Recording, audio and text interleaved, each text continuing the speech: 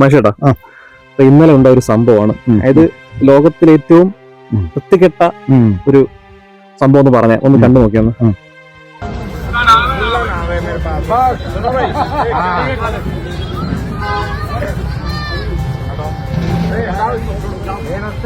मुल्ला ना आवे हाँ भाई, किसी को अच्छा लगे अच्छा, कोई मुसलमान हमारा खाना ना खाए, सीधी बात है बस।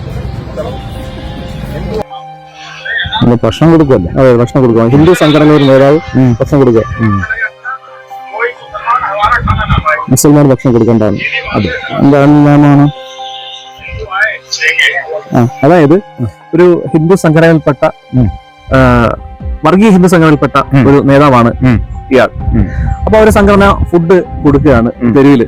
അപ്പൊ ആ ക്യൂവിലേക്ക് മുസ്ലിമായ ഒരാൾ വന്ന് ഭക്ഷണത്തിന് വേണ്ടി പ്ലേറ്റ് നീട്ടി.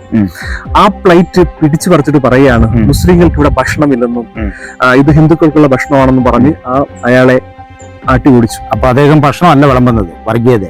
സത്യം അതാണ്. ഇനി മറ്റൊരു വീഡിയോ കൂടി ഉണ്ട്, ഇത് കൂടെ ഒന്ന് കണ്ടു നോക്കിയേ. क्या नाम है तेरा? साई। रमजान है मालूम है ना? डालो डालो खा जाओ भाई, डालो। ठहर बेटा ठहर। कितने लोग आए तुम लोग? और डालो खा जाओ। ഇതിനെ കുറിച്ച് താങ്കൾക്ക് എന്താണ് പറയാനുള്ളത്? നമുക്കെന്നല്ല, വിശപ്പുള്ള അറിയുന്നവന് അത് യോജിക്കാൻ കഴിയില്ല. കാരണം അവിടെ ജാതി ഭേദമോ രാഷ്ട്രീയമല്ല, എനിക്കിതൊന്നും വിഷയമല്ല.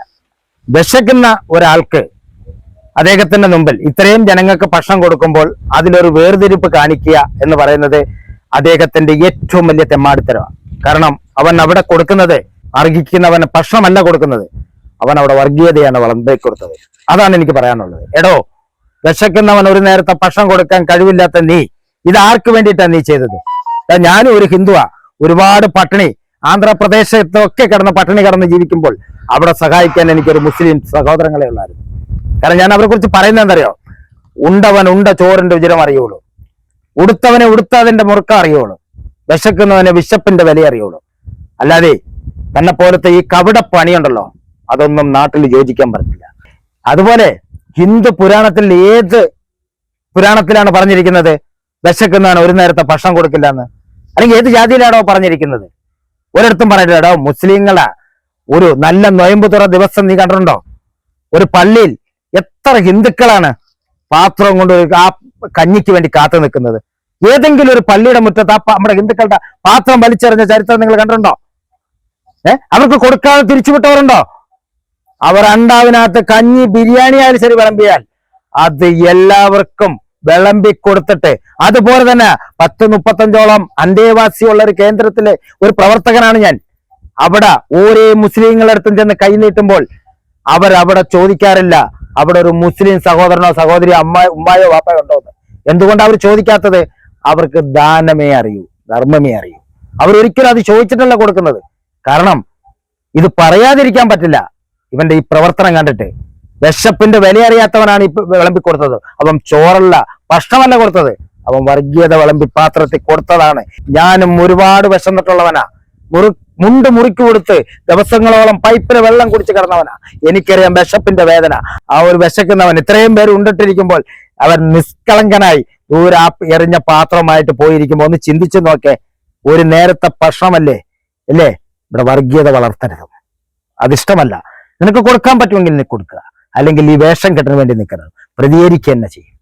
ഞാനൊന്ന് പറയുന്നത്, പല സ്ഥലങ്ങളിൽ ഒറ്റപ്പെട്ട് കിടക്കുന്ന തെരുവോരങ്ങളിൽ കിടക്കുന്ന ജാതി ഭേദമില്ലാതെ എടുത്ത് സംരക്ഷിക്കുന്ന ഒരു അനാഥ മന്ദിരം ഉണ്ട്. ഈ അനാഥാലയത്തിൽ 10-35ഓളം അന്തേവാസികളുണ്ട്. ഈ അന്തേവാസികൾക്ക് വേണ്ടി പല സ്ഥലങ്ങളിലും ഞാൻ അവർക്ക് കൈനീട്ടുമ്പോൾ, ഒരു മുസ്ലിം കുടുംബത്തിൽ ചെന്ന് നമ്മൾ കൈനീട്ടിയാൽ അവർ ഒരിക്കലും എന്നോട് ചോദിച്ചിട്ടില്ല അവിടെ മുസ്ലിങ്ങളുണ്ടോ, മുസ്ലിങ്ങളുടെ ആണോ അത് എന്ന്. കാരണം ഞാൻ ചെല്ലുന്ന എന്നോടും ജാതി ചോദിച്ചിട്ടില്ല. അവർ ചെയ്യുന്ന നന്മയ്ക്ക് സംഭാവനകൾ തന്നിട്ടുകൊണ്ട് ഇഷ്ടം പോലെ ഭക്ഷണങ്ങൾക്കുള്ള ആഹാരങ്ങൾ മലപ്പുറം ജില്ലയിൽ നിന്നും കോഴിക്കോട് നിന്നും വയനാട്ടിൽ നിന്നും ഒക്കെ അവര് മാസത്തിലൊരിക്കൽ എനിക്ക് കൊണ്ടുവന്ന് തരാറുണ്ട്. കാരണം എന്തുകൊണ്ടാ അറിയാം? ഇവിടെ എത്രയോ അന്നദാനങ്ങൾ പലയിടത്തും നടക്കുന്നുണ്ട്. ഏതൊരു അന്നദാനം ബാക്കി വന്നിട്ടാണ് ഈ അനാഥാലയത്തിൽ കൊണ്ട് കൊടുക്കുന്നത്? അവരുടെ ബർത്ത്ഡേയോ മറ്റല്ലെങ്കിൽ മറ്റുള്ള അവരുടെ എന്തെങ്കിലും വിശേഷ ദിവസം വരുമ്പോഴായിരിക്കും ഒരു നേരത്തെ ഭക്ഷണം കൊണ്ടുവരുന്നത്. ഇവരതല്ല. ഇവരൊരു റംസാൻ വന്നാൽ, ഒരു നൊയമ്പ് തുറ വന്നാൽ അതെന്റെ സ്ഥാപനത്തിൽ വന്ന് എന്റെ ഈ ദൃക്സാക്ഷിയിൽ കണ്ടിട്ടുള്ളതും എനിക്കറിയാവുന്നതുമായ പല അനുഭവങ്ങളുണ്ട്. അവരവിടെ വന്നിരുന്ന് അവരോടൊപ്പം നൊയമ്പ് തുറ നടത്തി സന്തോഷമായി പിരിഞ്ഞിട്ടേ ഉള്ളൂ. അവിടെ കുറി വെച്ചിട്ടുണ്ടോ, തൊപ്പി വെച്ചിട്ടുണ്ടോ, പൊട്ട് വെച്ചിട്ടുണ്ടോ, ആരെയെ കെട്ടിയിട്ടുണ്ടോ എന്നൊന്നും അവർ നോക്കാറില്ല. അവിടെയാണ് സത്യം. അതുകൊണ്ടാണ് ഞാൻ പറയുന്നത്, ആവർത്തിച്ച് പറയുന്നത്, നമുക്കിവിടെ വർഗീയതയും വേർതിരിപ്പൊന്നും വേണ്ട. മനുഷ്യൻ മനുഷ്യനായി കാണണം. കാണാത്തവൻ മനുഷ്യനല്ല. കാരണം ജീവിതം ഒരിക്കലേ ഉള്ളൂ. അത് ജീവിച്ച് മരിക്കാൻ വേണ്ടി നമ്മൾ ജീവിക്കുന്നവരാ. അത് വർഗീയത വളർത്തിയിട്ടും രാഷ്ട്രീയം വളർത്തിയിട്ടും അല്ല നമ്മൾ ജീവിക്കേണ്ടത്. നമ്മൾ മനുഷ്യനെ മനുഷ്യനായി കാണണം. ഇവിടെ കണ്ടില്ലെങ്കിൽ നീയും ഞാനും 6 അടി മണ്ണിലേക്ക് പോകുമ്പോൾ നീയും ഞാനും ശൂന്യമാണ്. കാത്തിരിക്കുന്നത് പുഴുക്കളാണ് നമ്മളെ തിന്നാൻ. അത് നീ മറക്കണ്ട. വളരെ സങ്കടമുണ്ടോ എടോ. എനിക്ക് അവസാനമായി നിങ്ങളോട് പറയാനുള്ളത്, കാരണം ആ ഭക്ഷണം കൊടുക്കേണ്ട ആ വ്യക്തി വിഷമിച്ചു പോയപ്പോൾ എത്രത്തോളം അദ്ദേഹത്തിന്റെ വിശപ്പിനേക്കാൾ കൂടുതൽ മനസ്സെരിഞ്ഞിട്ടുണ്ടാവും അല്ലേ? ആ മനസ്സെരിഞ്ഞ ആ പുകഞ്ഞ മനസ്സുണ്ടല്ലോ, അത് നിന്റെ കുടുംബത്തിന് നാശമായിരിക്കും. വിശപ്പ് അറിയാത്തവനാ നീ ഇത് ഷോയ്ക്ക് നടത്തിയതാ, അത് നമുക്ക് മനസ്സിലായി.